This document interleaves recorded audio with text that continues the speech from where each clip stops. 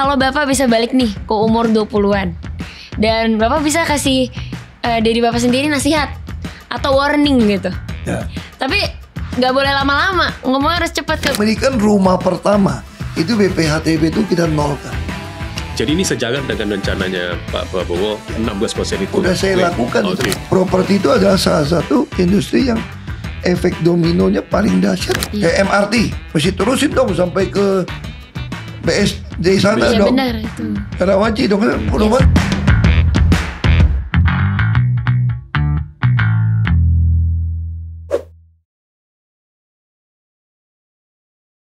Ya, ini segmen ini kita balik nih.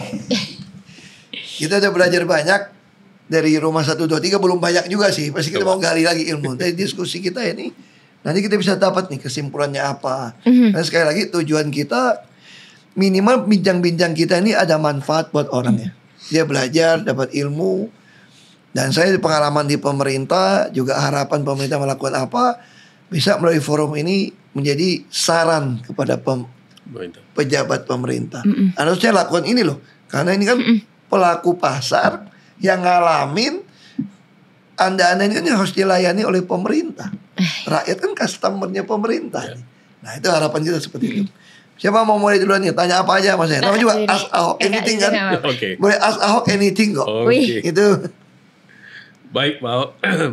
Pak, kalau kita lihat Bapak kan mungkin generasi generasi milenial atau sebelum milenial. Saya habis baby boomer lewat. Baby boomer ya. Jadi generasi X. X. Pokoknya habis. Ya sebelum milenial ya. Ya, sebelum milenial saya. Ya, Saya lahir tahun 66. 66, oke. Tahun 65 itu masih baby boomer ya, pas batasnya. Ya, berarti Bapak X. Nah, X kalau saya, X. Nah, berarti kan udah 2 generasi nih. X, Y, Z. Ya, ya. Z ya gitu ya. Nah, Pak Ahok, mungkin Bapak bisa sharing. Tadi kita sempat off air tadi sempat cerita gitu ya. Di zaman Bapak kan mungkin walaupun nilai uang itu tinggi, tapi Bapak berhasil beli rumah saat itu. Sebelum Bapak kerja dan setelah Bapak kerja. Gitu ya. Rentang waktunya mungkin 10 tahun nih. Nah, apa yang Bapak lihat kondisi saat itu baik dari sisi infrastruktur, kemudian support pemerintah yang ikut jadi andil dalam keputusan membeli rumah saat itu dengan saat ini, bedanya di mana Pak? Ya. Mungkin nggak semua orang bisa pas dengan saya sama ya. Karena kebetulan bapak saya ya pengusaha, saya kuliah di Jakarta gitu ya. Tapi saya mau kasih perbandingan begini. Dulu waktu saya sekolah di Jakarta, bapak saya tuh beli rumah, prinsipnya sama nih. Cari perumahan yang agak top, jangan sampai ketipu nih. Bapak saya beli di Muara Karang, dulu Jawa Barat Co gitu. Yang bangun Pluit lah. Punya almarhum Pak Endang Cai, Endang Wijaya, top. Ya bapak saya sama teman-teman beli rumah sana. Beliin buat ini. Kemudian ada temannya, bos showroom mobil, beliin juga buat pegawainya. Oke. Dia sekali, biasanya kalau beli di perumahan yang baru bangun, kalau saya beli 10 atau 20 kan Diskonnya gede Pak. di depan gitu loh. Jadi si bos ini beli nih. Lalu dia ngomong ke bapak saya, anak lu mau sekolah di Jakarta, kenapa lu gak beli rumahnya satu? Nanti sebelah sama tetangga sopir pegawai saya semua nih bisa nungguin. Ini juga salah satu faktor untuk putuskan beli rumah nih. Nitip anak, tetangganya baik. Iya. Ya kayak tadi cerita lah. Kau pulang malam ketahuan nih, kau dugem nih. Dulu nggak populer apartemen, semua masih rumah tapak nih. Jadi awasin. Udah. Tahu nggak harga berapa tuh rumah? Ukuran 8 kali 15, 1,5 lantai, 3 kamar tidur, 1 kamar pembantu, ada 2 kamar mandi. Gede Pak. Besar. 8 kali 15, 1,5 lantai. Ya adik 8 saya 15 tanah kan? tanah. Ya. Jadi adik saya tinggal di atas satu rumah, depannya jemur baju. Saya tinggal di bawah. Satu kamar utama, adik perempuan saya tinggal. Kami 3 saudara sekolah Jakarta nih. Pembantu yang masak tinggal satu rumah yang cuci. Kalau bapak saya datang tidur sama saya. Tahu harga berapa? Berapa? 23 juta Tahun setengah. kapan? Itu berarti tahun 80 lah. Hmm. Kira-kira tahun 80. 23 juta setengah. Cicilan 5 tahun 400-an ribu. Oke. Tapi bayarnya susah juga dulu itu. Kayaknya orang punya gaji itu paling 100 ribuan loh ya. UMP ya waktu itu ya. Nah udah. Terus waktu saya lulus. Ya lulus mulai kerja. Bantu bapak saya kerja. Lagi di PT Timah semacam. Om saya semua. Saya mulai lihat nih. Kok rumah naik terus ya. Saya nyuruh tante saya beli. Tante beli tante. Itu rumah di blok. Kan dia bangun lagi blok 6, blok 7, blok 8 gitu. Pas blok 8. Itu udah tahun 90 nih. Oke. 90 lah. 90. Rumah 10 kali 20. 2 lantai full. Ada ruang tamu atas, ruang tamu bawah. Kamar tidur 3 gede. Iya. Kamar mandi juga ada 3. Ada pembantu. Semua gede. Berapa harganya? Pertama 67 juta. Berapa minggu naik lagi. Naik lagi tuh Pak. Sampai naik ke 127 juta setengah. Tahun? Itu tahun 89 Oh, Pak. nggak jauh ya? Wow. Gak jauh dah. Ya. Kenapa? Nanti saya cerita. Ya. Ada hubungan dengan kebijakan pemerintah. Oke. Waktu itu pemerintah melonggarkan pinjaman Oke. dan membuka sebuah kebijakan baru, buka cabang bank sebanyak mungkin. Oke. Oh. Jadi ruko yang dari 75 juta itu bisa jadi miliaran, gila gak? 800 juta naiknya. Kencang. Jadi naik semua gitu cepet. Dan rumah yang saya mau beli saya bayar aja. Itu udah jadi 170 juta sebelum saya KPR, gila gak? Berarti dari 125 naik Iya, ke 170. naik terus. Karena semua orang menggunakan itu untuk beli rumah. Oke. Waktu itu saya pikir ya, orang sadar nilai rumah semua ini under value, tau gak? Ya. Zaman itu. Zaman itu begitu bank dikasih kredit dipermudah, semua booming. Akhirnya memang overheating gitu. Yeah. Akhirnya jadi bubble, masalah gitu loh. Nah ini fungsi pemerintah untuk mengatur nih. Kan tugas pemerintah mengatur kan Yeah. kapan gas diinjak, Longgar, kapan kapan direm. Nah ini harus diputuskan. Itu seorang makro mikro lebih paham. Ya. Tugas Menteri Keuangan, BI semua itu lah. Tapi saya ngalamin itu, ya saya punya rumah itu. Oke. Cicilnya berapa lama? 100 juta 5 tahun. Bank Bumi Daya. Nah waktu itu bapak saya pun bilang, gak nyangka lo bisa punya rumah segitu gede. Nah saya harap ya anak muda sekarang tuh kalau memang ada uang cukup, jangan takut, harus berani gitu loh. Sempat saya ngalamin itu belasan tahun yang lalu juga sempat naik kan. Ya orang beli rumah, beli kredit, jual itu loh. Sampai ngantri gitu ya. 2015 tuh Pak. 2014, 2015. Ya, pokoknya segitulah. Naik gila-gilaan tuh. Nah saya kira kalau kita spekulasi, janganlah. Tapi kalau Anda memang pengen punya rumah, saya selalu percaya kok kalau Anda kerja, ada niat pasti mampu bayar kok. Nggak boleh bilang tunggu. Ya. Ibarat dulu gak ada 1, 2, 3 gak bisa nyari, gak ada internet. Oke. Kalau pertanyaan saya nih Pak, mungkin nanti yang nonton ini banyak Gen Z juga penasaran nih pengen belajar sama Bapak. Tapi kalau Bapak bisa balik nih ke umur 20-an dan Bapak bisa kasih dari Bapak sendiri nasihat atau warning gitu. Ya. Tapi gak boleh lama-lama, ngomong harus cepat, pokoknya kayak ibarat ke video bentar, lo harus gini. Iya. Oke, pertama gitu ya. Pertama nih ya, gue punya duit nih, gue beli saham yang premium, perusahaan-perusahaan yang udah jelas. Blue chip ya. Aduh, dulu gue bodoh banget. Waktu bank lagi murah gara-gara krispon semua tuh gak? Murah. Oke. Bank-bank itu cuma 125 perak satu Ya lembar. ampun Pak, nuduh berat. Tahu gitu, kalau gue dulu, gue jual tuh motor gue, mobil dari bapak gue. Gue jual tanah gue, penting gue beliin itu saham. Gak kepikir, karena otaknya gak sampai orang kampung. Itu kedua, setelah bisnis nih. Benar. Bisnisnya lagi jaya-jaya nih, lagi untung nih. Lalu orang datang hitung-hitung dari luar negeri. Ini gue hitung 5 juta dolar nih, pabrik lu semua nih. Gimana kalau gue masuk, unlock kasih gue 45 atau 50%. Buat apa kasih lu? Gue bisa untung. Itu juga kesalahan. Kenapa? Padahal yang masuk ini ada perusahaan besar. Saham kita mungkin tinggal jadi 40. Iya. Tapi revenue kita naik mungkin 2000%. Benar. Keuntungannya mungkin naik 200%. Ya. Sama. Jadi jangan serakah gitu Dan ya. dia juga, jadi prinsipnya networking penting. Ya. Lu juga jangan berpikir semua bisa lu kerjain sendiri. Makin besar lu punya hubungan dengan perusahaan yang lain, yang besar ya. Tentu harus secara hukum jangan lu dimakan dia nih, hilang nih. Lu mesti cari perusahaan yang betul-betul yang makin, yang pabrik betul, itu makin aman. Oke. Dia makin TBK. Dan saya kira itu dua hal itu. Dari sisi investasi waktu muda itu, jangan anggap remeh. Simpan uang waktu muda itu gak ada guna. Kamu daripada jalan-jalan kemana-mana ngabisin duit gitu ya, Iya. atau beli-beli sesuatu yang gak penting. Kamu kalau beli-beli tanah aja gak sadar nih, luar biasa. Beli saham lah. Sekarang beli saham tuh tinggal di HP doang. Iya.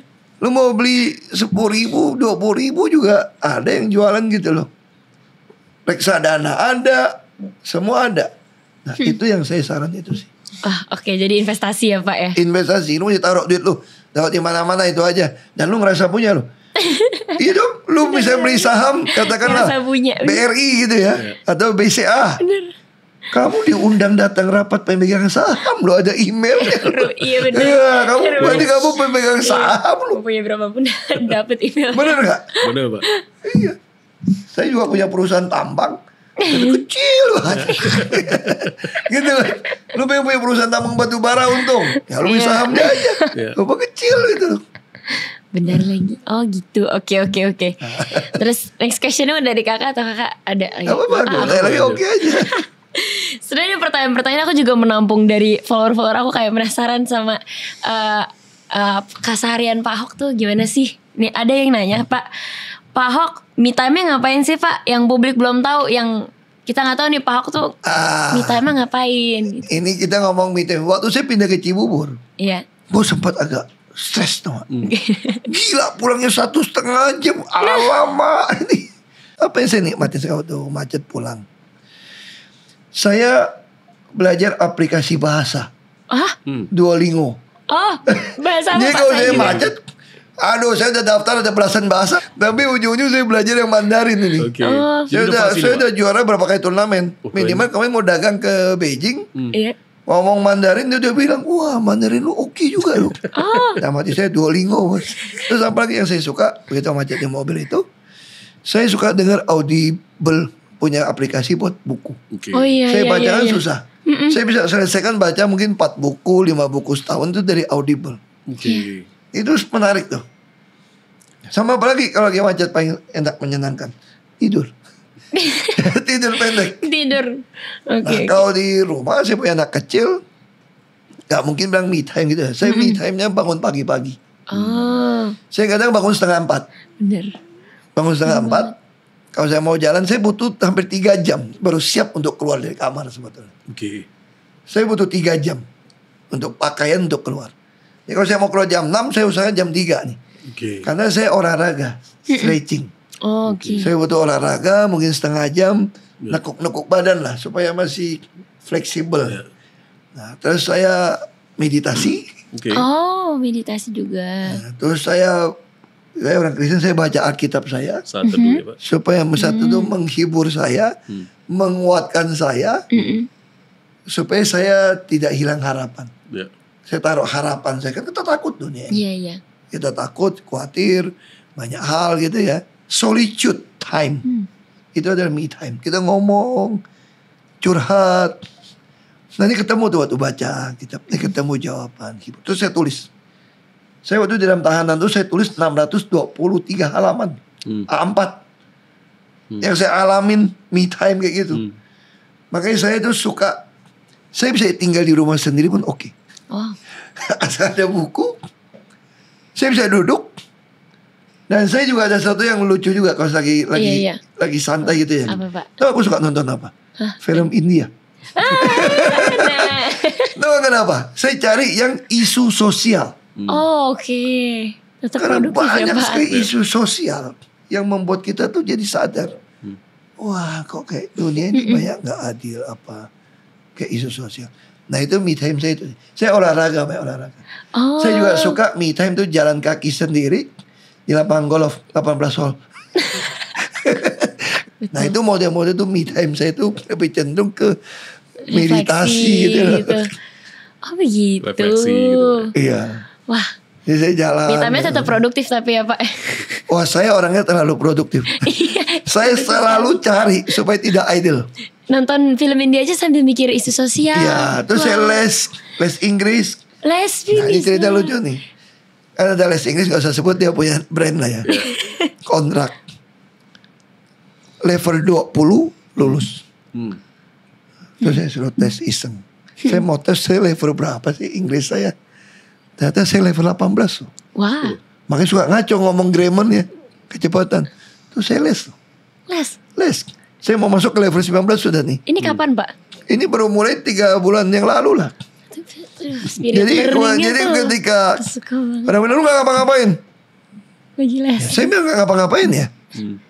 Ya udah gue manfaatin dong. Orang kan bilang lu gak laku lagi lu di politik lu. Lu gak lagi mau pakai lu.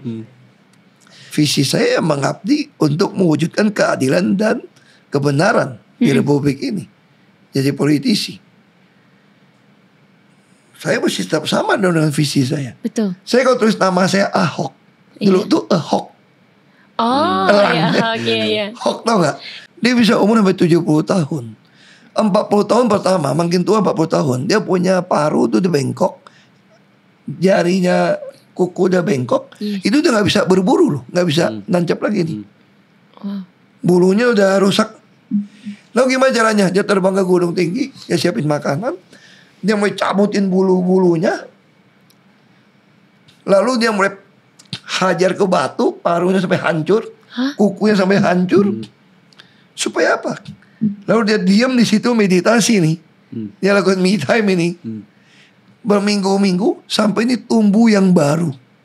Oh, Dia terbang lagi hidup untuk 70 tahun. wow. Jadi manusia itu ya sama. Reborn. Ya ketika bagus kita banget. tidak punya ada apa-apa, nggak boleh mengeluh, nggak boleh nyeselin apapun. Anda manfaatkan semua itu untuk kebaikan kamu, untuk orang lain. Wah, bagus Ya banget. kita perbaiki kan. Itu me time saya lah. Oke Pak. Next question dari kakak mungkin boleh. Yes. Pak Ahok, mungkin saya tarik balik Pak ke tentang properti ya Iya, Pak. iya, iya. Nah, kita tahu sekarang banyak sekali, kenapa tadi sampaikan 30 tahun lalu atau 35 tahun lalu beda situasinya gitu ya. Dorongan untuk punya properti itu tinggi. Nah sekarang kan banyak anak-anak muda ini karena gaya hidup, kemudian Ya. pengaruh lingkungan gitu ya Pak. Dan mungkin dorongan orang tua nggak seperti kita dulu Pak.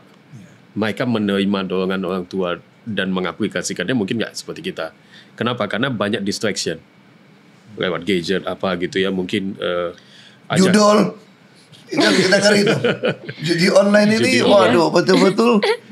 investasi gitu kan. Nah, gimana caranya menurut Bapak pemerintah, Bapak kan sekarang tetap tetap politisi gitu ya. pemerintah. Dan Bapak ada di Dewan Ekonomi PDIP tadi kan gitu. Nah, bagaimana menurut Bapak, kan Bapak juga ikut menggembleng nih calon-calon kepala daerah gitu ya. Baik gubernur dan wali kota. Apa nih yang harus dilakukan secara bersama-sama untuk memastikan generasi Z ini bisa punya dorongan untuk punya rumah sekaligus difasilitasi oleh kebijakan. Karena suka nggak suka Pak, kontribusi penerimaan pajak itu 9% dari properti nasional ya. Dari 2.000 triliun itu sekitar 180 triliun dari pajak properti. Di daerah bahkan lebih tinggi lagi gitu. Mungkin zaman Bapak dulu Bapak merasakan. Nah, gimana caranya, apa yang harus dilakukan gitu? Ya, waktu saya di gubernur itu, pertama saya lakukan pemilikan rumah pertama itu BPHTB itu kita nolkan. Jadi ini sejalan dengan rencananya Pak Prabowo 16% itu. Udah saya lakukan itu kan. Nah, coba waktu saya batasin uangnya dong, kan nggak adil kan? Ya. Kan kita belum punya pelabuhan Ya. New Tanjung Priok waktu itu. Ya. Masa orang punya rumah 100 M nggak mau Ya. bayar. Ya. Tapi khusus yang 1-2 M. Terus saya berpikir 5 M pun sudah bukan orang kaya banget sebetulnya. Oke. Untuk rumah yang 5 M ya. Mungkin lebih tepat kalau di Jakarta gitu ya. Kalau di pinggiran mungkin 3 M ya. Ya. Nah itu saya berpikir harusnya dibebaskan untuk M pertama. Supaya dia ringan. Kayak tadi itu loh. Banyak orang beli rumah atau sewa rumah, nggak memperhitungkan uang BPHTB, PPAT, notaris, asuransi. Itu cuma 9%. Kaget ya. Ya. Nah kita banyak orang sewa rumah, beli rumah, lupa ngitung. Termasuk, tapi pasti pemerintah juga harus berani sampaikan. Saya kira kalau dengar dari Eva segala macam, dalam hati kecil orang tuh semua orang pengen punya rumah kok. Mau generasi berapapun kok. Kenapa bisa lari ke situ? Kalau saya punya kepercayaan gitu ya. Karena udah gak berani ngimpi punya rumah. Iya. Akhirnya mendingan gue berpikir gue investasi tempat yang paling cepat. Bila perlu judi, akhirnya makin gak bisa beli. Nah disini fungsi pemerintah saya bilang. Anda harus kasih kebijakan. Saya kira kebijakan dari Pak Prabowo sudah tepat ya. Bebaskan itu dulu. Supaya properti bisa melaju. Ini kan properti itu adalah salah satu industri yang efek dominonya paling dahsyat. Lokomotif Ini ekonomi lagi susah itu, ya harus ke situ.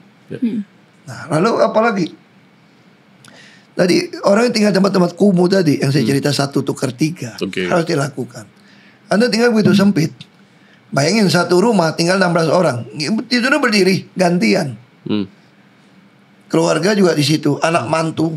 Sering kita temukan di Jakarta gang sempit itu rumah itu 3 kakak loh. Kalau ditukar 3 kan beda gitu. Untuk apa? Untuk kesehatan. Banyak orang jadi sakit. Misalnya contoh apa lagi nih untuk rumah. Begitu baik tanam pohon, sekarang orang nggak sadar. Dengan lingkungan cuma gedung. Kalau pemerintah kan nggak mungkin dong swasta beli 2 hektar, 1 hektar jadi taman. Nggak mau. Tapi kalau pemerintah nggak apa-apa, tanam pohon yang banyak. Bayangin sekarang kualitas udara kita ungu tuh 200 lebih. Istilahnya apa ya, PM 2,5 gitu ya. Istilahnya apa, meter apa gitu loh, saya lupa. Ada semacam material apa misalnya. Penetrate meter. Dia gunakan 2,5 tuh milimikron gitu. Itu ibaratnya kalau dia bilang 200, kira-kira hampir 7 batang rokok asap lah. Kita isap. Kira-kira gitu loh. Nah ini kira-kira. Dan bahayanya orang yang masuknya bisa masuk ke pembuluh darah kita semua nih. Sakitnya mungkin 15-20 tahun lagi. Beban siapa? Kalau kita bicara kredit, kita anak muda mau kredit 25 tahun nih, belum sampai 15 tahun dia kena kanker atau stuck. Jantung, pembuluh kan kena kan. Jadi sehingga pemerintah harus mikirkan holistik. Selain kebijakan, bila perlu pemerintah yang tanggung itu bunga. Anda juga bisa bantu properti yang sedang mengembangkan daerah mana. Anda berani hijau berapa gitu ya. Atau Anda berani fasos berapa, kasih diskon berapa. Pemerintah mungkin berani pajak lu gue kurangin. Jadi dimasukkan ke dalam mengurangi pajak penghasilan. Jadi ketika mereka memberikan diskon penjualan rumah ke orang yang pertama kali mau punya rumah, itu ditaruh menjadi biaya pengurangan pajak. Ini penting nih. Jadi jangan semua dikejar. Ini enggak. Harusnya itu bagian dari ngurangin pajak. Nah itu jadi policy itu harus berani memihak, bukan cuma ngomong ya. Kalau cuma omong-omong nggak ada guna nih. Anda jalankan. Pemerintah menggaranti. Bila perlu, pemerintah butuh punya aset banyak. Pemerintah berani garanti begini, garansi. Anak muda yang pengen punya rumah, kreatif, konten, pelajarin kan. Itu kan usaha orang kan bisa bangkrut juga loh. Ya dong. Kalau sampai terjadi dengan harga pasar nggak usah appraiser lagi, kan bank udah ada nih. Pemerintah otomatis ambil alih itu rumah. Ambil alih itu rumah untuk apa? Bisa tawarkan kepada pegawai ASN dan BUMN untuk beli. Atau menjadi bagian dari rumah dinas pemerintah. Pemerintah nggak apa-apa. Maksud cuma jangan sampai deadlock gitu loh. Ini kan kayak rantai kan. Kalau satu putus, bank semua berantakan. Nah jadi pemerintah harus berani. Saya jamin. Pemerintah kayak bapaknya anak-anak nih. Anak gua kalau di rumah kalau sampai dia susah, saya akan ambil alih. Begitu dia baik lagi, dia boleh ambil lagi tanpa saya kenain bunga. Sehingga semua orang bisa punya rumah. Ini pemikiran saya sih agak, mungkin orang anggap gue konyol ya. Ya pemerintah kok. Gue punya kuasa, gue punya duit. Kenapa gue gak bisa lakukan? Lu kredit rumah macet nih. Saya ambil alih terusin.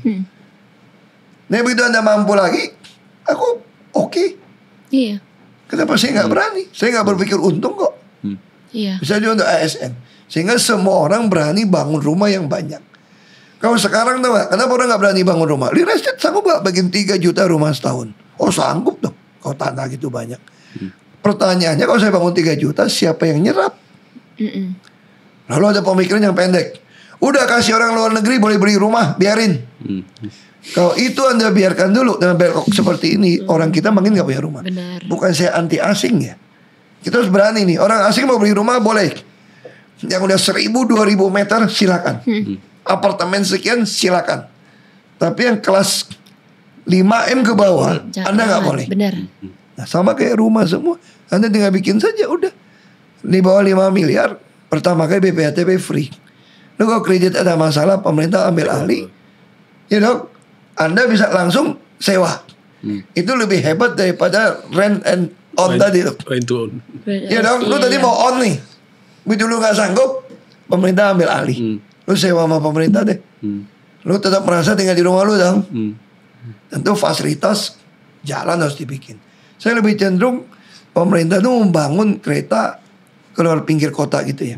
Kayak MRT, mesti terusin dong sampai ke BSD sana Iya dong. benar itu. Karawaci dong, perumahan banyak nih. Supaya orang lepasin mobil gitu loh. Iya. Pemerintah harus berani bangun pakai duitnya, nggak apa-apa. Orang juga mau tinggal di Bogor, Iya. enak, Sentul, Adem. Jangan situ. asal ada kereta dong, Iya betul. Ya. yang cepat kan, Benar. LRT nih, Iya. kalau diterusin sampai ke Sentul, terus ada auto ring road, Possible gak Pak di Jakarta gitu? Berapa tahun lagi? Gitu? bisa sudah. Makanya dulu saya bilang Jakarta lebih bangun pulau reklamasi, oke. 15% bos kontribusi beresin, tanggul beresin. Kalau saya manfaatkan seluruh aset Pemda yang ada, bangun semua high rise building apartemen. Yang saya tahu yang 1-3 itu loh. Semua orang yang kerja di Jakarta, keluarga berhak sewa dengan bulanan murah, supaya dia punya kemampuan beli properti di pinggiran. Sambil dan nunggu beli pinggiran dia kerja di sini, pemerintah bangunin infrastruktur. Iya. Ini nggak bikin macet, macet juga merugikan negara banyak. Iya. Tapi bensin macet kan biaya, subsidi lagi kan, belum lagi polusi. Buat apa lu punya rumah, Benar. lu punya anak segala macam, umur lu pendek, Iya, setuju. gak ada guna. Ya. Orang maunya sehat kan. Nah rumah juga selain akses infrastruktur, pemerintah harus menggaranti ini hijau nih. Ya. Di bawah 50 nih, Iya. baru hijau nih, itu sih. Nah, Pak nyambung tadi Pak. Nah. Kan banyak sekarang pembangunan itu konsepnya TOD, Transit Oriented Development gitu ya. Jadi dekat, kalau di Thailand kan mungkin banyak di stasiun-stasiun MRT, kemudian banyak apartemen di sana kan. Nah, kita tahu Perumnas sudah melakukan itu. Jadi di setiap stasiun kereta, kemudian Perumnas bangun apartemen gitu ya. Nah, apakah waktu zamannya Adikarya juga lakukan. Adikarya benar. Nah, apakah waktu zaman Pak Ahok ini jadi satu fokus setiap kepala daerah gitu ya? Kalau tadi bukan hanya di level pusat, tapi juga di level daerah untuk bisa membangun juga kawasan-kawasan yang memang dekat dengan Iya, saya kira transportasi. semua desain master grand design itu ada. Tinggal nyambung kan. Singapura sampai hari ini masih terus loh. Ya. Nyambung-nyambung gitu loh. China juga terus. Nah minimal kita beresin dulu lah yang utara selatan nih. Selatan sampai terusin ke BSD semua terusin. Timur barat udah dimulai. Nah, apakah itu ada dalam rencana kerja? Semua ada. Oke. Makanya waktu saya ditanya, lo jadi gubernur Jakarta lebih gampang mana, lebih susah mana daripada jadi bupati Belitung? Lebih susah Belitung. Dia bilang, wah sembarang ngomong. Iya, karena sana nggak ada kajian. Kalau di Jakarta saya masuk, itu MRT saya masuk, udah ada kajian 28 tahun yang lalu, nggak dieksekusi, nggak bebasin lahan. Maka kita lakukan. Nah, terus tol dalam kota, ada 16 tol dalam kota. Kenapa bebasin tanahnya susah? Si pengembang nggak bisa dong. Saya usul. Udah kalau begitu semua yang dapat izin ruas tol dalam kota yang nggak bangun, nggak bisa bebasin, gua ambil alih dari Pemda. Jangan jadi calo lo jual-jual izin nih. Akhirnya banyak tol yang harusnya jalan, dia nggak punya duit, dia jual izin ke orang. Ini yang jadi kacau nih, jadi mahal. Tolnya jadi mahal. Tolnya mahal bebanin ke Konsumen. Nah, saya usul kalau ruas tol dalam kota semua diambil Pemda. Lo minjam duit juga bisa. Kenapa? Kau mau pola 1:3 dong. Ngambil tanah lu itu loh. Jadi dapat jadi akses jalan. Belum tentu itu juga mesti layang. Ya.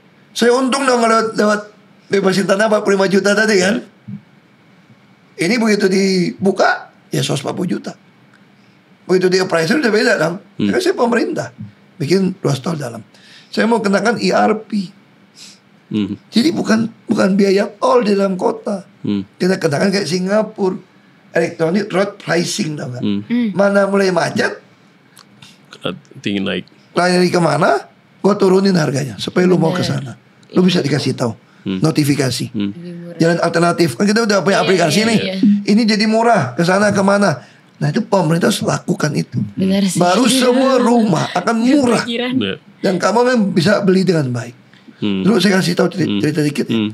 Kenapa bisa itu kacau pembangunan properti Jakarta?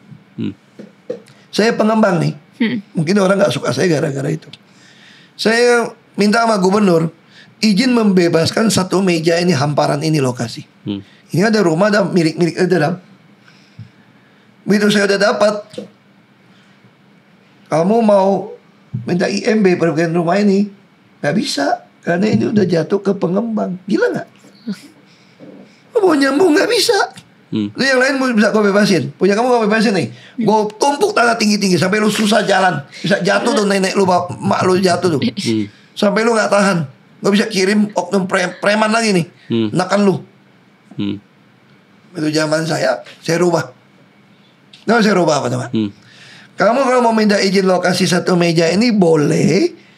Tapi semua yang punya rumah di sini, punya tanah di sini, harus kamu ikat di notaris bahwa dia mau jual. Soal harga nggak cocok, urusan kedua. Iya. Lu kalau nggak bisa dapetin ikat itu, saya enclave peta kamu.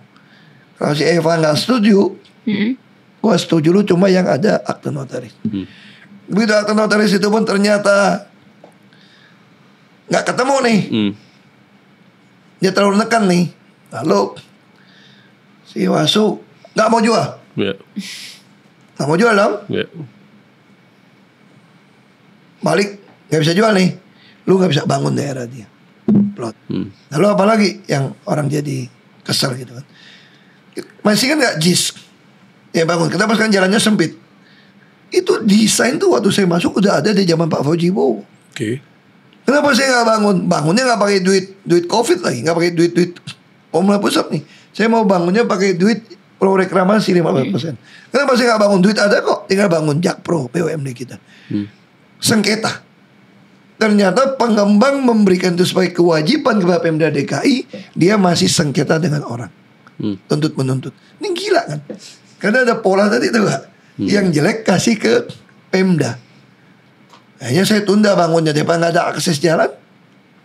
Kemudian dipaksakan dibangun, jadi agak-agak sedikit masalah. Itu desain semua udah. Ini contoh kekonyolan oknum pengembang memberikan fasos-fasos kepada Pemda. Ada juga nggak mau kasih ke Pemda. Kenapa? Mungkin oknum Pemda juga meres. Waktu mau nyerahkan jalan, si pengembangnya nggak mau kasih kualitas sesuai dengan Pemda. Pemda nggak mau terima dong.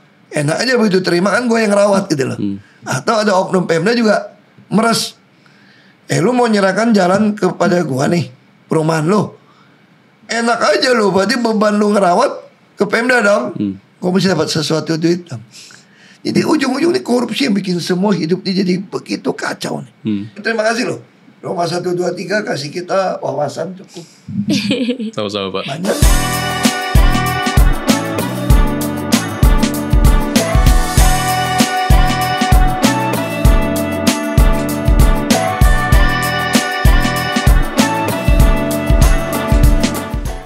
Tapi saya lagi mikir nih, mau bisnis itu oke juga.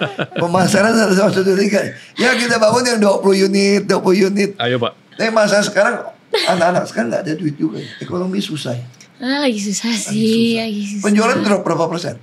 Tergantung Pak. Tadi hitung. Setiap segmen. Kalau kita nggak merecord sampai penjualan, Oh enggak. tapi sampai demand aja. Tapi yang demand turun nggak sekarang? Yang nyari-nyari rumah? Nggak. Nggak. Traffic kita naik. Nggak mungkin kan? Cuman ada segmen-segmen tertentu yang memang turun.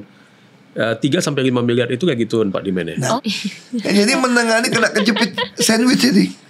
Mesti ngurus orang tua yang nggak ada pensiun. Ya. Orang tua sekarang kan rata-rata kan dari anak kan. Iya. Mesti ngurus Pengen anak, punya pengen biaya keluarga. tinggi.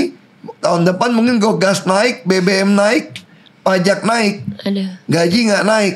Wah itu Mikirin agak deh. lebih susah. Jadi segmen menengah ke bawah itu Oh praktis 35M jadi itu ya. 3 sampai 5 yang sekarang demandnya kayak gitu. Sekarang lagi cari yang 400 juta lah. 400 juta itu menurut kita first time Terakhir ya? membayar itu harusnya nggak akan banyak terpengaruh Pak, karena memang mereka butuh uang. Berarti kalau saya mau bangun mesti rumah itu ya. Nggak nggak mesti juga. Tergantung Pak Ahok misalnya bangun di Bali harga 1 sampai 3 miliar itu justru bagus. Bali lagi top. Nah itu justru bagus harga segitu. Lagi top tuh. Ya. Semua 3 sampai pada 5 miliar, ke Bali tuh. bagus. Ya. Bagus Pak. Karena udaranya bagus pada ke Bali ya. Ya karena nggak ada industri banyak. Saya di sana. nawarin ke Belitung pada nggak mau. Nah mungkin bisa Kenapa tuh nggak? dipromosi di. Ini balik ke soal pemerintah. Ya. Kenapa Belitung itu kurang jalan? Karena pesawatnya sedikit, mahal. Oke. Benar. Turisnya, terus pemerintah merubah kan. Semua masih pakai hub. Ya. Bali kan jadi hub. Harusnya kalau menurut saya pemerintah Pak Jokowi itu bangun pelabuhan gitu banyak gitu besar. Kalau tiap daerah wisata itu bisa menerima maskapai asing langsung internasional, kenapa mesti suruh pakai hub? Iya. Langsung aja. Ya. Sehingga properti semua akan Baik. berkembang kan. Industri wisata kan bisa nerima banyak orang. Konten kreator, anak-anak muda bisa kreatif. Saya temuin banyak anak muda tuh buka restoran apa gitu ya. Sangat kreatif. Dia anak muda itu akan jauh lebih kreatif daripada generasi kami. Asal pemerintah mengambil bagian untuk membantu mereka. Meratakan lapangan tanding gitu loh. Ya. Mempermudah jalan akses. Nah sebagai penutup, aku udah ngomong penutup terus nih. Kamu kasih komentar penutup. Aku udah sampaikan itu aja. Pemerintah Oke. harus bangun menolong mereka. Oke. Penutupnya apa nih? Jadi kayak- Baik. Nah, Eh, pesan penutup. Mau iklan 1, 2, 3 juga apa-apa. Kalau terpercaya. Oke, jadi pesan kita sebenarnya satu gitu ya. Beli rumah itu nggak susah, punya properti itu nggak susah gitu ya. Tadi kita harus punya mimpi, kita punya keinginan, dan kita pastinya bisa menyelesaikan gaya hidup. Dan sekarang itu banyak sekali media, salah satunya kita, Rumah 123, yang mencoba memberikan jawaban pada saat kita mencari properti yang sesuai dengan lokasi yang kita cari, kemudian fasilitas, desain gitu ya. Hari ini itu kan desain juga penting gitu ya, apalagi kita kadang kerja di rumah, jadi pengen punya rumah yang bisa nyaman untuk kerja. Nah semuanya itu bisa kita dapatkan informasinya. Begitupun untuk financingnya. Jadi bukan cuma bank, kita juga bekerja sama dengan multi finance dan juga beberapa fintech yang bisa menjadi opsi tambahan ketika generasi Z bekerja di sektor informal. Nggak mungkin dianggap bank nggak terlalu bankable, tapi bisa mendapatkan KPL gitu ya. Bahkan hari ini juga sama-sama kita tahu ya, properti itu aset yang paling aman karena ada fisiknya. Ketika saya punya uang seperti tadi mungkin Pak Ahok ada datang gitu ya, punya $1 juta, pengen invest, punya bisnis plan. Kalau hari ini kita punya uang dan kita belum punya bisnis plan, investasi apa yang paling tepat? Properti. Di mana kita bisa tahu ternyata ada lahan dekat pabrik yang mungkin murah dan mungkin cenderung harganya turun.